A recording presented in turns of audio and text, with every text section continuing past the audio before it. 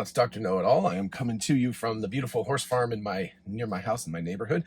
Anyway, I wanted to do a test drive of 11.4.3 today. This is the first drive with this period. I just got it last night and downloaded it, and I figured I'd wait till the morning to do the test drive. So I'm going to go to work, then I'm going to go to the climbing gym, which is closed right now, and then I'm going to loop back towards home again. And the reason why I want to go back towards home is there's one particular highway entrance that was always giving it super headaches previously. So anyway, let's check it out. I will engage now and hopefully it'll work from stop. Yep, there we go. Alrighty.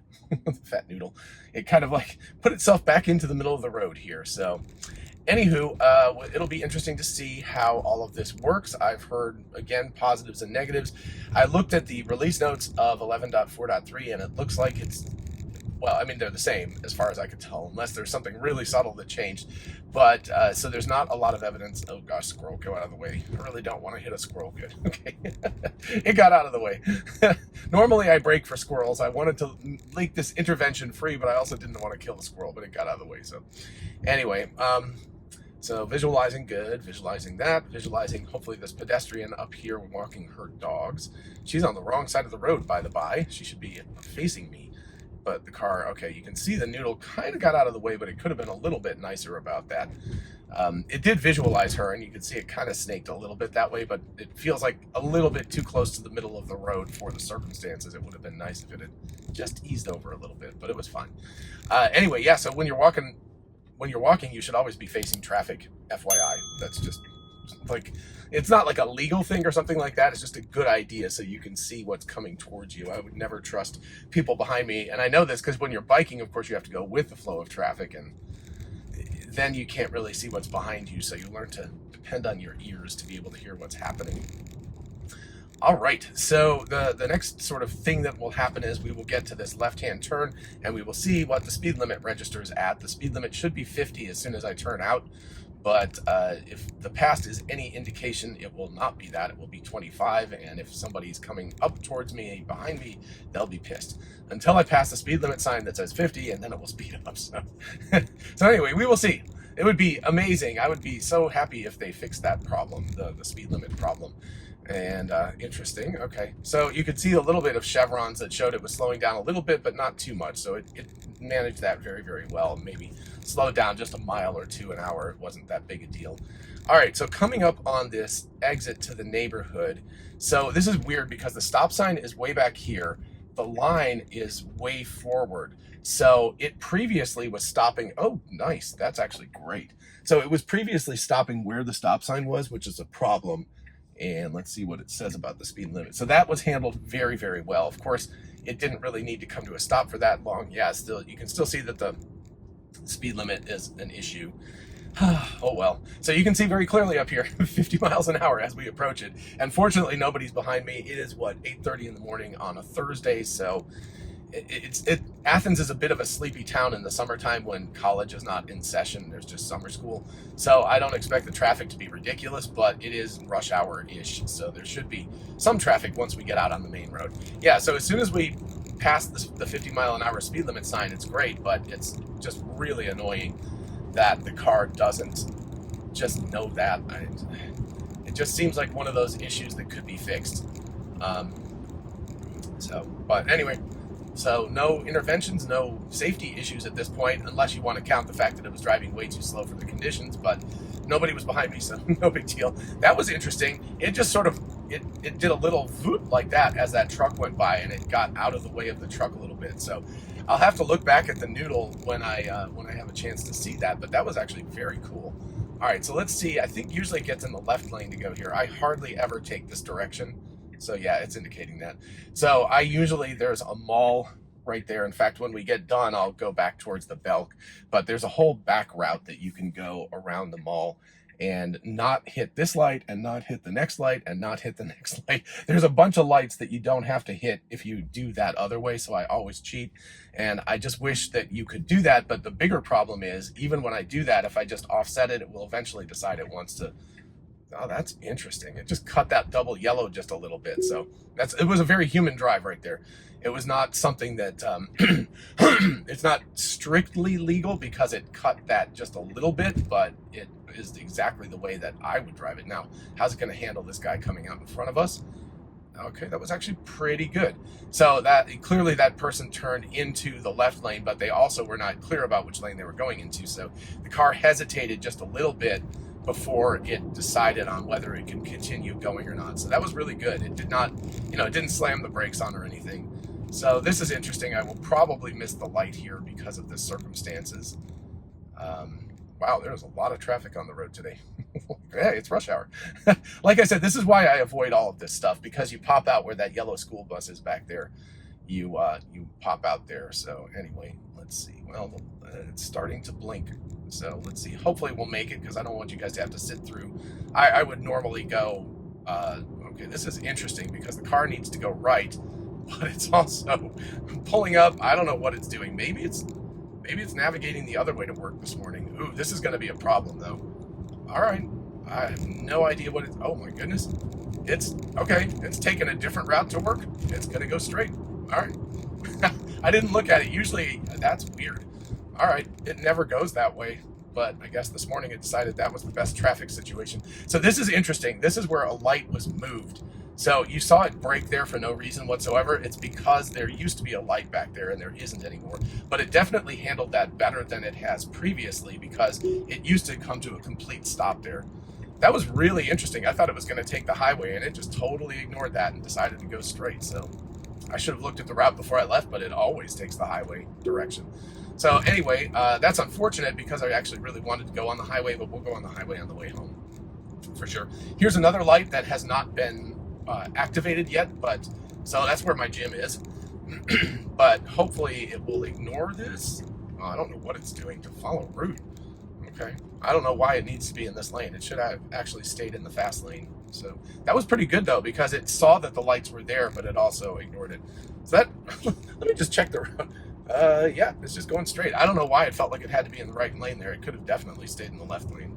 But so is it route or route? Question of the day. I think it's got to be, just for confusion's sake, it should be route, because the root is the root of a tree. And so if you say I'm taking a route, and if the circumstances aren't clear, you might mean I'm grabbing a piece of a tree, like the root of a tree, versus taking a certain direction to get someplace. So I don't know. I know, I'm pretty sure that in the dictionary it says both pronunciations are acceptable, but I think that in terms of clarity, probably route is better. And the reason I think about that a lot is not just because of driving, but also because when you do route setting at climbing gyms, when you put up the holds and everything, it's like, is it route setting or is it route setting? So anyway, I have a feeling, depending on where you are in the country, you might have strong opinions about which one of those things is the correct answer. Yeah, so now it's going back into the fast lane. It kind of wasted time there because it got stuck behind this truck that was going very slowly, and it probably could have made a lot more progress much more quickly if not. So, looks like the BMW dealership has got an alarm going on back there. All right. So, yeah, there's a lot of cars at the BMW dealership. It's not full, but there's a lot of cars there. So, interesting. And weirdly enough, the front of the BMW dealership actually has all used cars on the front row. It looks like they're actual new cars for sale are on the row behind. Also, hate the new grills. Oh my goodness. When you see all of them together, they look terrible. I don't know what BMW's style choices are in terms of doing that. That was really good with that pedestrian, by the way. Oh, that steering wheel nag thing. By the way, just for the 5 people who might not have known about it, full self-driving beta is, I am responsible for the car. I call it monitoring. So the car is steering, it's accelerating, it's braking, it's avoiding things, stuff like that. I'm just making sure that it's doing okay by keeping one hand on the wheel and just jiggling it a little bit once in a while when it says, like, please move your hand on the steering wheel. So the steering wheel nag has gotten a lot less frequent than it used to, but the car is driving all completely on its own, unless, of course, I intervene, in which case I will definitely tell you about that. So we're making good progress at this point. I just realized I should probably go in here on my watch and set Do Not Disturb on. Yeah, just so I don't get any weird... Yeah, there we go. And now it says Do Not Disturb is on. So, all right, so driving through, picking the correct lane. I would probably be in the left lane myself personally, just because it's clearer, right? So I'm all about picking the lane that has the least amount of traffic in it. So I'm going to turn down the temperature just a little bit. Got a little toasty in here all of a sudden. So that was interesting because it looked like it was wanting to go into another lane, but then decided not to. And we just, oh yeah, we just crossed from 45 down to 40-mile-an-hour zone. So it's much more aggressive about that, which is good when you enter speed trap areas. So there's a tendency, there's one route, whatever, anyway, there's one route that comes when I come home from like Commerce or something, that there's a, is it Nichols? I think it's Nichols, Georgia. Anyway, there's a kind of a speed trap there where it drops from 65 to 55 to 45 pretty rapidly. And oftentimes there are police there kind of watching, and you don't really want to coast into that 55 and then 45 zone without going, oh, interesting. I would have picked the left lane, but that's interesting that it picked that lane. And now let's see how it handles this white truck, this 4Runner that just decided to come right out in front of us. Yeah. Oh, it's a Lexus. They all look the same. It's basically a fancied up version of a 4Runner. Anyway, so when you do that, previously I would have to take it out or scroll the speed limit down before we got there, because I didn't want the car just sort of coasting into those lower speed limit areas, because a police car often sits there and clocks people. So in this case, like it's much more aggressive about that. So when it hits the new speed limit sign, it actually actively brakes, and it reduces speed to get to the correct speed with offset whatever you have. So again, little steering wheel nag, little jiggle, but if it's not doing that, I just basically have to keep my hand on it. So this is unfortunate. I really wish it had taken the highway. If it hadn't been for wanting to do an intervention-free drive, I would have forced it onto the highway, because this will get interesting in a minute, because once we get up there, you can see way off in the distance is downtown, and it will get, well, let's see if it does this, because there's a car coming up very quickly behind us. It thought about it. Interesting. So yeah, I don't consider it still to be an expert driver in terms of picking correct lanes. It's going to get me there. It's just the kind of thing where it's like it could do it more efficiently if it was in the lane to the left right now. 2 lanes over is actually a left-hand turn lane coming up, so it's actually best it's not there. So anyway, but yeah, the problem with this route is it's very dead straight. So it's not as interesting. The most interesting part about it is just traffic and having to deal with that kind of a thing in the morning. So it has its own interest. And coming up here, once we get past this light, the road narrows down and becomes very, very thin for a while.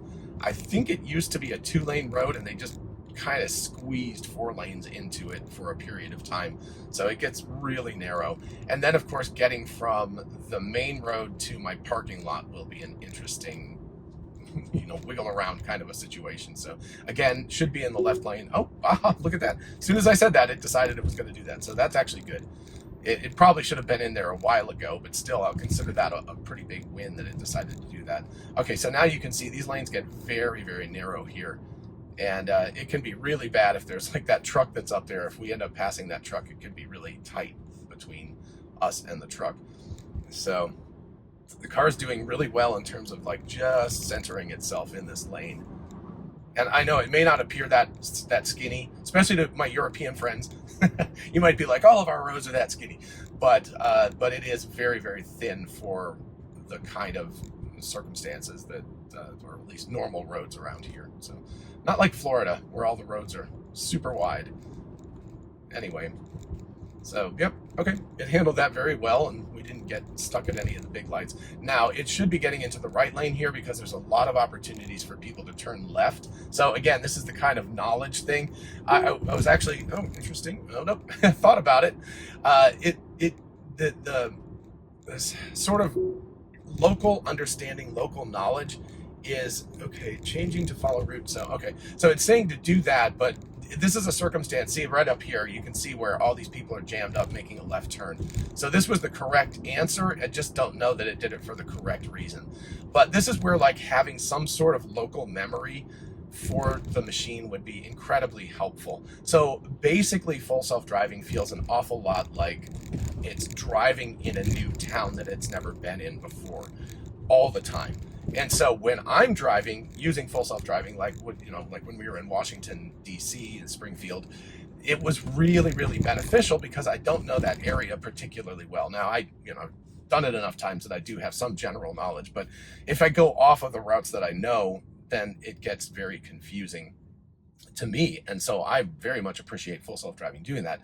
The difference is when you get to an area like this where I know, like, oh, you should be in the right lane right now, you should be in the left lane right now, you should be getting into the turn lane early, you should be doing it late, all of that kind of stuff. That local sort of knowledge is going to require some sort of memory on the part of the computer, of the full self-driving computer. And that just means that I think they're going to have to put some sort of a layer on top of it. Now, I know Green the Only has shown how, well, there's actually a few students out summer school. Yeah, they should be going to school because I think that morning classes start at 9. So if I'm remembering correctly, gosh, I've been teaching online summer school. Didn't teach any summer school classes at all this year, which is a bummer. I actually, okay, that's interesting. All right, so it went over a little bit too far.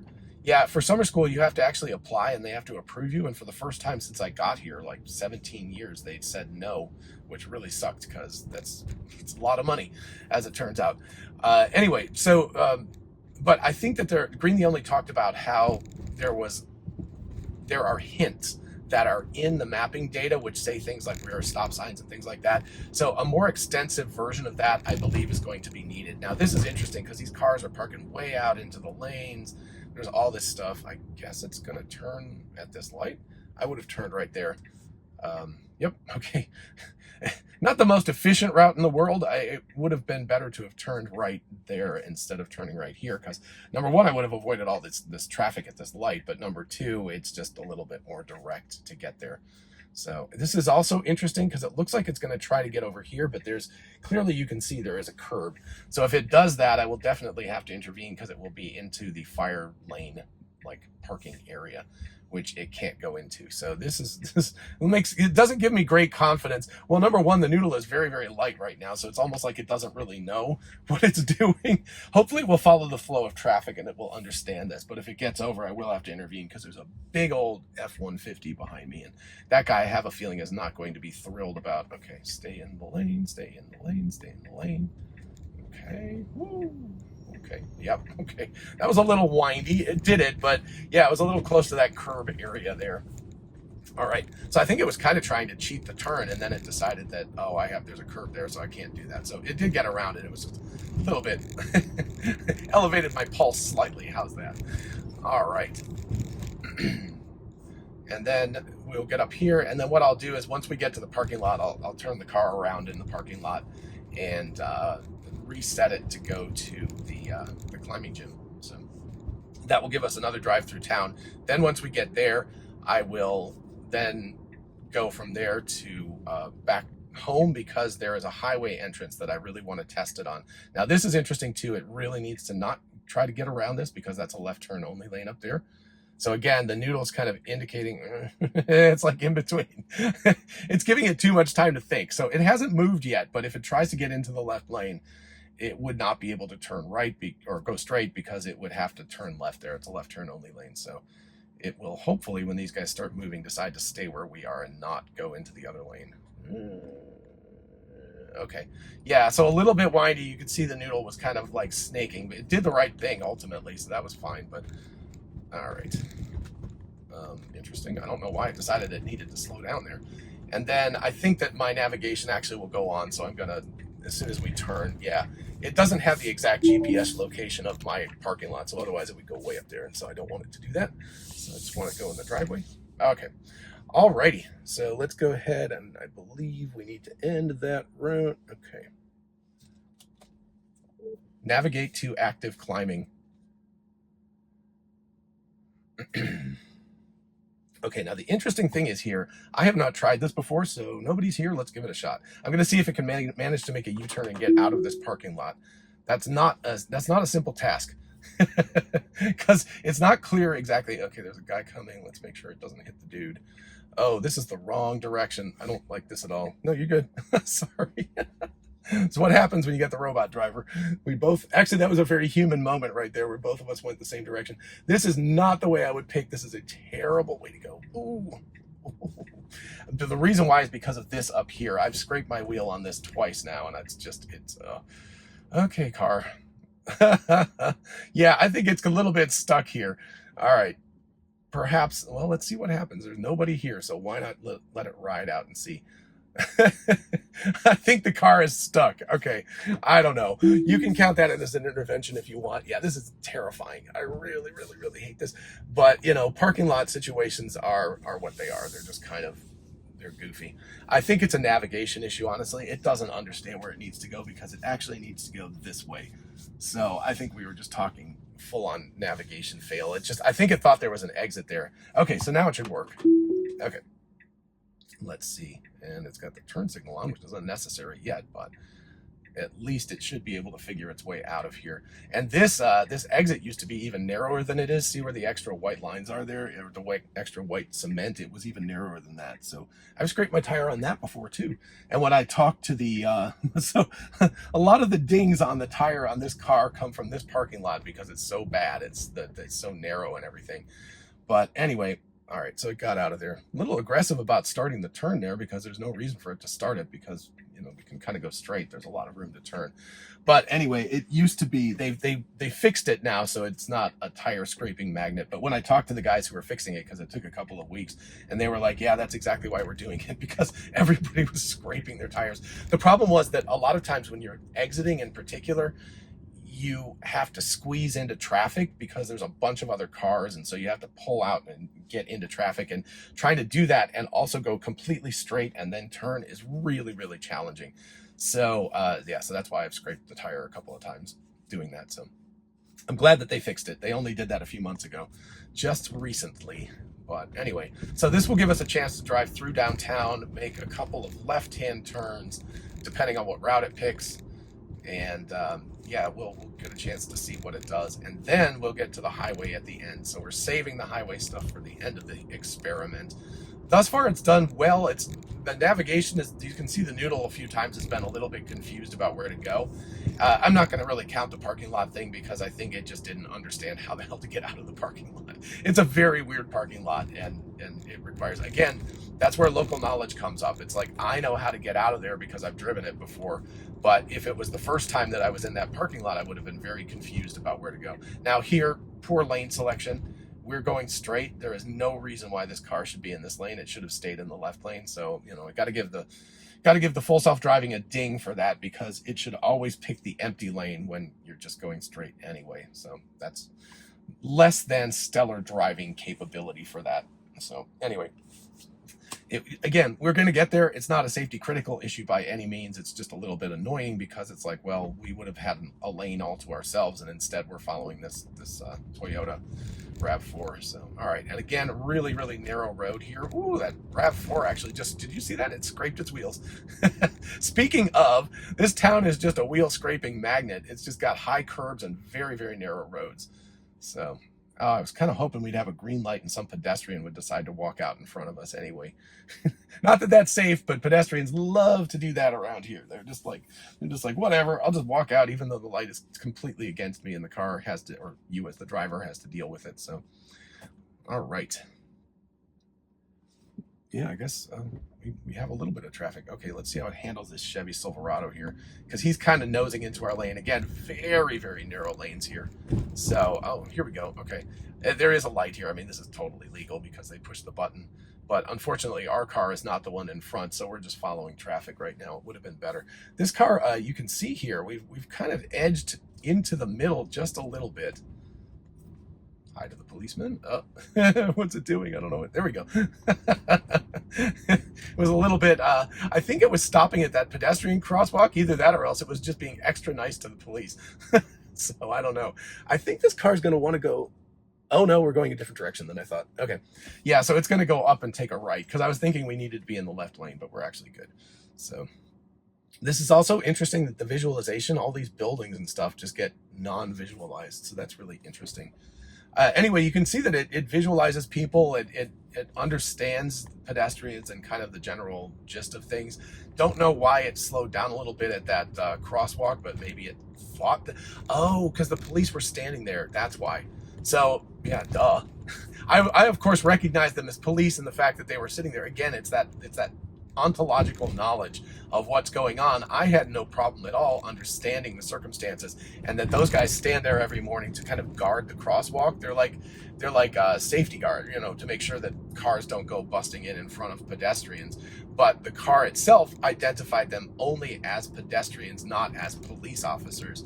And therefore, since they were standing right next to the crosswalk, it was probably like, oh man, I better be cool about this and let them go if they want to. So that is really interesting that that was the mistake that was made. A little bit too aggressive of a braking here. It could go up to this line before it braked. Yeah, the Silverado that was behind me was a little bit like, what the hell, dude? I think it was thinking to itself that I should have just kept going and not been as slow. Okay, so this is interesting. There's a turn coming up, so it's really difficult to see. So, oh gosh, and somebody just turned into it. The car's kind of like trying to ease forward. There are cars that are like turning out into the lane now. So, all right, as soon as this BMW goes by, no, I would take that back. It should not go. All right, so it's kind of bouncing itself. Can you feel that? The car's like going. It's really weird the way the traffic is spaced out right now. Oh, go if you're gonna go. Okay, stop if you're gonna stop. Don't go. Ooh. All right, that was scary. Oh, oops, I took it out of full self-driving. I'm sorry. Well, that was the reason why it wasn't. Okay. I don't know if I took it out or if it just, that was weird. I think I may have just touched the steering wheel a little too hard. I think it was going to do okay, but the problem was I took it out and then I thought it was still in. That is one of those big things. When it comes out of full self-driving, it needs to be a very, very large signal. I would highly recommend that to the UI team at Tesla, that they some sort of big visual and audio signal that says no longer in full self-driving. This little tiny blue steering wheel, I mean, I can look for it, but it's just a little bit difficult when there's other stuff going on. So yeah, I unfortunately, I don't know whether that counts as an intervention or not, because I think that the car was doing the right thing, but I may have just been holding the steering wheel a little bit too tight, because it certainly didn't try to accelerate. So unfortunately, that's an I don't know. That was a difficult intersection because of the way the cars were all spread out. Okay, good. Yep, a little bit slow getting off the line here, because with cars coming the other direction, I'm sure they would appreciate it if I accelerated slightly faster. But anyway, that's, again, it's one of those circumstances where it's a little difficult to know whether I was the responsible party. Oh, and here we have pedestrians coming up. We also have, so it registered that. We also have speed bump. Slow down, slow down, slow down, slow down, slow down. Nope, no slow down at all. Okay, it's all right, but it's just, it's like, slow down, slow down, slow down. Nope, it's not recognized those as speed bumps at all. So I'm not, that's not an intervention, but it's definitely something. It's just, the car just doesn't recognize them. That's a simple hint. Where speed bumps are and how big they are should be something that can be added, just like a stop sign, because it's not like they change. They're always there. They're never going to move. So that's something that, oh, wow, okay. This would be really interesting to see. I'm not turning left, but I would love to see what it visualizes a train as. So I want to see what it does here, because that does not affect us, but the car, okay, that guy, oh, wow.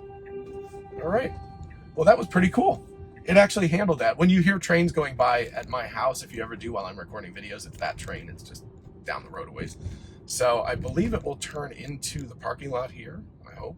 Oh, no, it just ends navigation. Okay, so that's the end of the navigation. Let me put in, all right, let me turn around here and give it a shot. So that was actually pretty good, because there was a car that was there, but it understood, I guess, that it was blocked by the train signal thing. So, all right, turn around. Okie dokie. I'll be back here later today to go climbing. Navigate to Belk. Let's see. Hopefully it will figure out the right one. Yep, that's the one. Okay. And engage. All right. Let's see. What in the world? Why are we going? No. All right, sorry. I want to make sure we get on the highway. I don't know why it's decided that it's going to navigate us. All right, I'm going to turn the car around and do that. Navigation. I don't know why navigation's being so uncooperative this morning. No new credit card accounts. I have no idea what that means. Oh, I guess like one of those things like a JCPenney card or something. Oh, well, now we get to be behind a truck. I'm going to pull out before I engage the navigation again so that, well, if I can pull out, may never be able to. Hopefully it will immediately adjust itself. I really want to take this particular highway entrance. That's the whole reason why I did the route that I'm doing, because it was failing before. So I want to make sure. Okay, hopefully it will now navigate correctly. Let's see. Yep, okay, that's correct. Okay, so now we're good. Sorry about that. A little bit of a goofiness. I don't know why. It's just today's navigation has decided that highways are not in the cards, and it really doesn't want to go on them. Maybe it did not want to face that highway entrance because so what it's been doing in the past, and we'll watch it, and hopefully it won't be too crowded, so I'll be able to let it run out, is, ooh, okay, that guy was sneaking forward, is it's taking the entrance lane all the way up to the end to where the rumble strip is after you're supposed to get in, and then it's finally pulling in. Now, it's a little unfortunate I'm behind this truck because I have a feeling he's going to be going on the highway the same direction as me, and I would prefer to have just sort of a clean entry ramp. Oh no, he's going left. Okay, that's actually good. All right, that will be beneficial because I wanted to have the car be able to do it on its own and figure out whether it's behaving properly. This will be an interesting right-hand turn here, however, because the truck is going to completely block the road, and I will not be able to see, and the car will not be able to see. And it'll be interesting to see what the car does with this circumstance. I can sort of see through the car. Okay, there is a car coming. There's another car coming. Do not go. Do not go. Oh, I can't tell if it can go or not. Oh, man. This is tough. This is the kind of thing. Well, okay. He's turning. So now I know I can turn. So the car should actually go. Okay. Little hesitant, but it went. Finally just like, okay. Yeah, so that's one of those things where it's like, well, nobody's going to crash through a truck, so I'm totally safe at that point. But that was really interesting. I would probably have had to wait myself until the truck moved because I just simply could not see around it. It had pulled itself so far forward that the cab was blocking things. Okay, so here comes the highway entrance. So let's see how it handles this left-hand turn, first of all. Unprotected left, of course, at this point, but it looks like after this traffic goes through, there's plenty of room. And go. All right, good. Okay. And I'm a little bit worried about this because this is the one that's been causing problems. So. All right. And again, I don't understand this. Why are we going 30 and now 40 and 45? It's an entrance ramp. As soon as you get on it, you should be boosting speed. Okay, so let's see.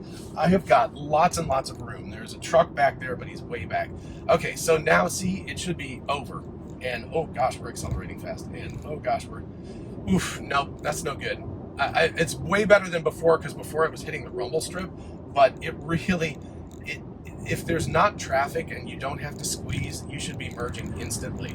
Like as soon as it gets to the dashed white line, I don't quite understand why it is so late in the process. Because it was actually not even a dashed white line anymore. It was solid white. So it's one of those indications where it's like, you're not supposed to be here anymore, buddy. So, definitely better than the previous version. Definitely still not the correct way to drive that. It should be doing a better job than that. All right. Anyway, we're on the highway. I would expect this will be the same as 11.4.2 on the highway for the most part. Let me see what I'm in. I don't know. Okay, yeah, I was in average mode, not assertive mode. So I'm leaving it in average because on the highway it actually gets out of the passing lane if you're in average mode, but not if you're in assertive. At least with the last version of the software, I don't know. But it will only do that when there's somebody coming up behind me and there isn't anybody there right now.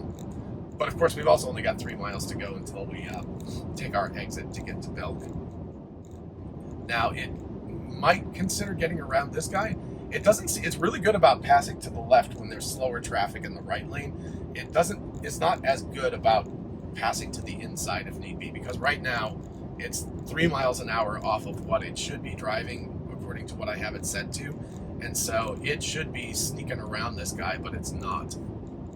So yeah, interesting stuff. Really wild weather today, man. Look at all those clouds. It's crazy looking. Yeah, and now we're 4 miles an hour slow. Now, of course, at this point, we're coming up on slower traffic on the right, so it probably shouldn't pull around this guy anymore. But still, it's not behaving quite the right way. I don't know. This guy's being also very inconsistent because now he's suddenly driving faster. And yeah, and now the Ford behind me is pulling around behind me.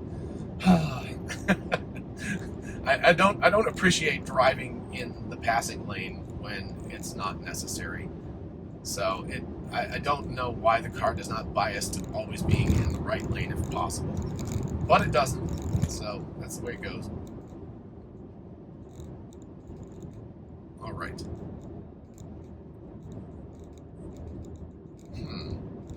Well, this could, I don't think it'll prove interesting because we still got over a mile to go, but we could get jammed up with this Chevy. We might end up having to, now we'll get around it. It'll be okay. Is that a Bolt? Oh, I guess it is. It has the little leaf thing. Yep, there it is. It's a Bolt EV. So there you go. Wow, I'd forgotten how small that car is. It's pretty dinky. All right, so let's see what happens here because it's going to have to start thinking about getting over into the right lane. But it definitely has time to pass this guy. That's interesting. That's the first time in a while its steering wheel nagged. Now, I have my hand on the wheel, so maybe I've been moving it enough, but it hasn't nagged me in quite a while. All right. That worked okay. So now it's finally bumping up to the right speed. Yeah, and lane selection is just not picking the lane it needs to be in as efficiently as it could. I have a feeling we're going to be getting some rain here soon. It's starting to get dark. All right. So we're going to take this exit, and then I'll be curious to see which lane it picks to take this exit, because there's 3 lanes it can choose from here, and actually all of them will work, but the far left lane is definitely not the one it should be in. In fact, it should go into the far right lane, but I doubt it will. The reason why is because that kind of loops around and goes back, and again, that's a navigation thing, so it should not be in this lane. This is, well, okay. This is the worst of the 3 possible lanes. I don't know what the heck it was thinking. This lane is like a continually moving lane. This one, I have to wait for the light.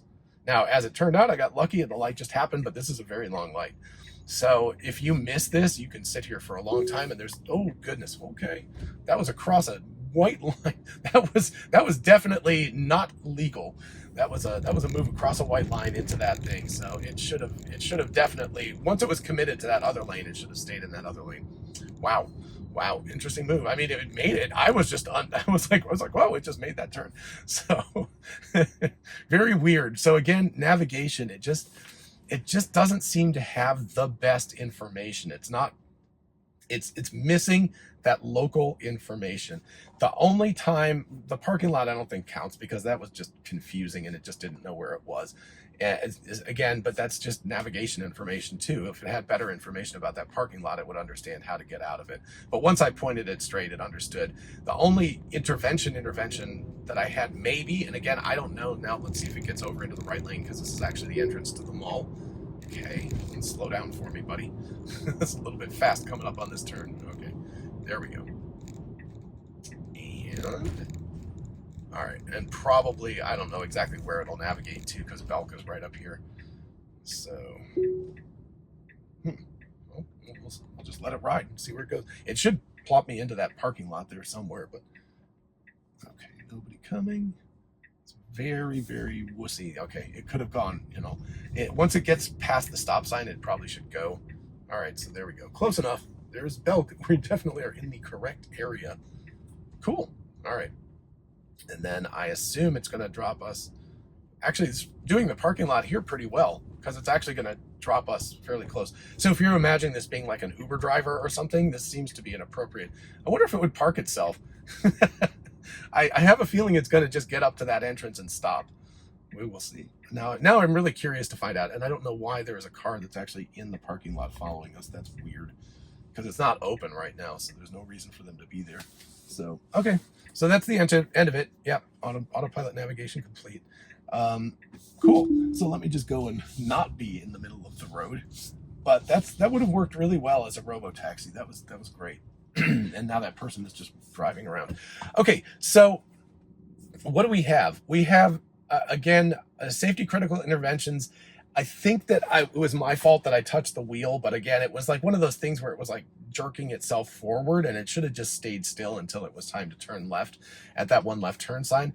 But it didn't matter anyway. It was just unfortunate that it came out at that point. And again, I think I just had my hand on the wheel so tight that I was like, that it didn't work. So that was the one place that I felt like a little bit concerned about safety with the vehicle. Aside from that, really no. And I think that really it all comes down to navigation information and local understanding. So this one is all about lane selection to me. It's like it should have picked better lanes at a bunch of different times.